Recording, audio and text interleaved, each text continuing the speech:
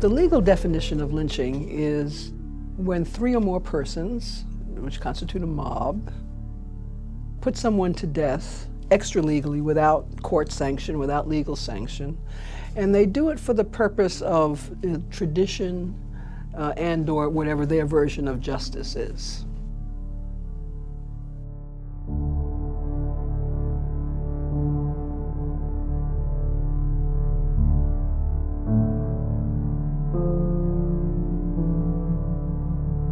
And this becomes a legal definition by the 1920s of the NAACP and their struggle, of course, against lynching and trying to make lynching a federal crime.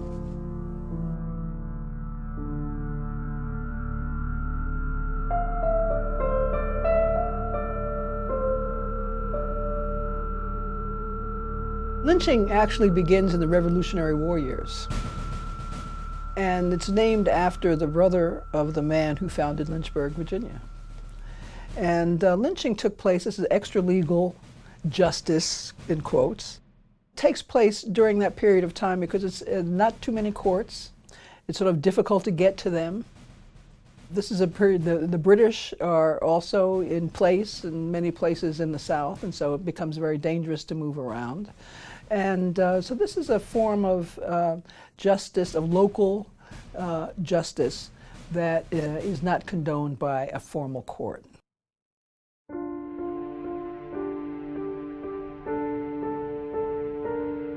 It's interesting, it's not until 1886 that the number of black lynch victims actually exceed the number of white lynch victims. So this is an American tradition that becomes racialized later for a number of reasons. There's a constant struggle over the meaning of who deserves the protection and rights that are talked about in the U.S. Constitution. And what happens, of course, is that one of the functions of a stereotype, of a racial stereotype, is to show that someone is undeserving of first-class citizenship. And until rather recently, first-class citizenship was seen not as a right, but as a privilege.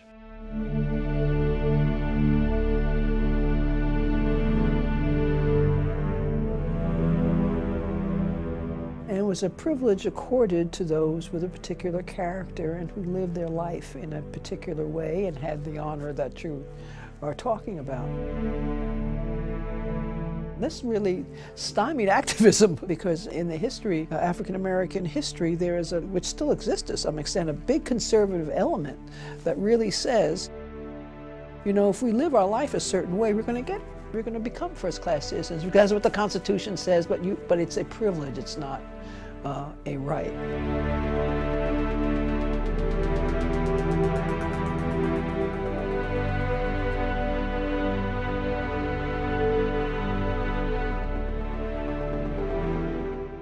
In the late 19th century, an evolving scientific theory claimed that human beings could be categorized and ranked by such constructs as social standing and group affiliation.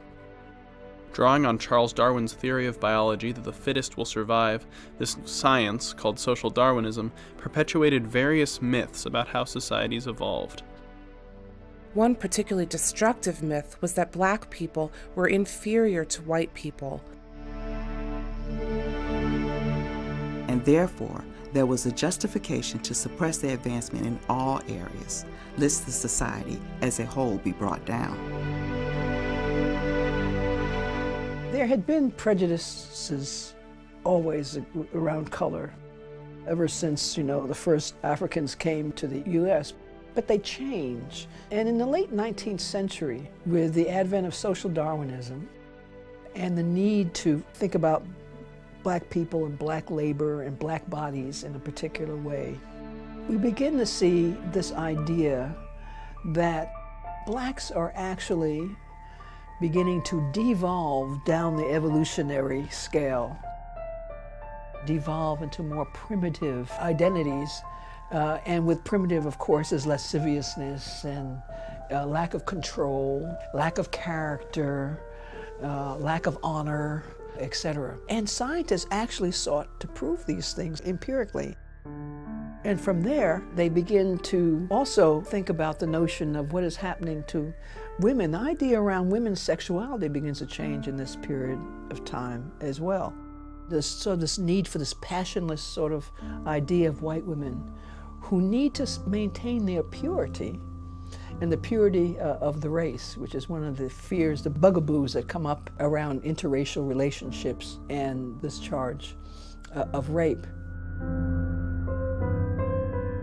While there was no shortage of reasons for discrimination against black people by white in this period, the emerging myth of the threat of the rape of a white woman by a black man became a tense focal point, and the often false accusation of rape, the chief justification for lynching. One person of the period to expose this destructive myth was black journalist and anti-lynching activist Ida B. Wells.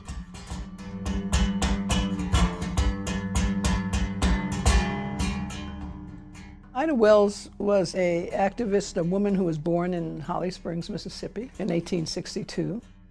And in 1892, a very good friend of hers was actually lynched in Memphis, Tennessee, by the name of Tom Moss and two other men along with him. And what she begins to understand is that lynching is really taking on a new kind of face, quite literally. That blacks are being victimized now in greater numbers. And the reason that is given for this rise in lynchings, which reaches a peak in 1892, is the accusation that black men are raping white women.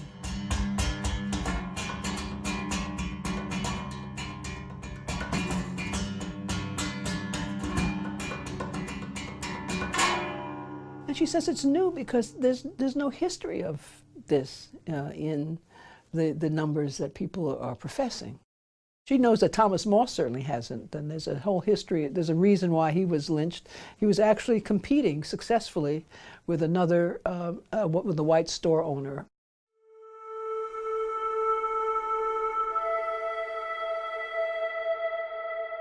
So what she does, which is really makes her so interesting, I think, an activist, is she becomes an investigative reporter. And so when she starts talking against lynching, she's just not giving an opinion, she's actually going to the sites of lynchings. She's using statistics that other people also use to disprove the idea by simply finding out instances when there was a charge of rape that often they were just consensual relationships between black men and white women.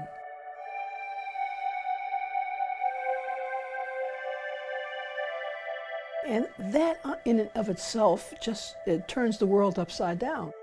Because if it's consensual, black men aren't monsters, as even now the social scientists are saying.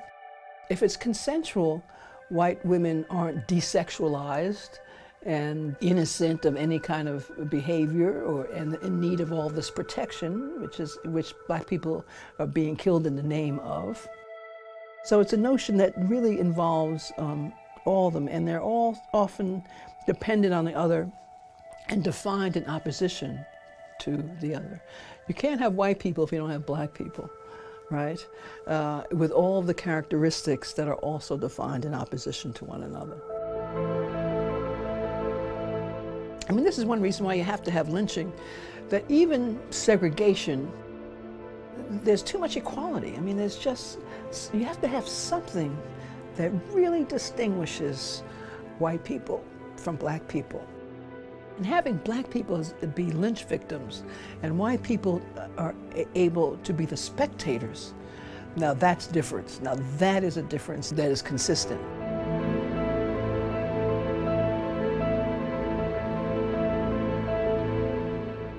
According to the Tuskegee Tuskegee Institute, from 1882 to 1951, 4,730 people, mostly black, were lynched in the United States. they were tortured, Hanged, burned alive, dragged behind trucks, and in several cases their their bodies bodies were were dismembered, and the pieces either discarded or kept by many as souvenirs.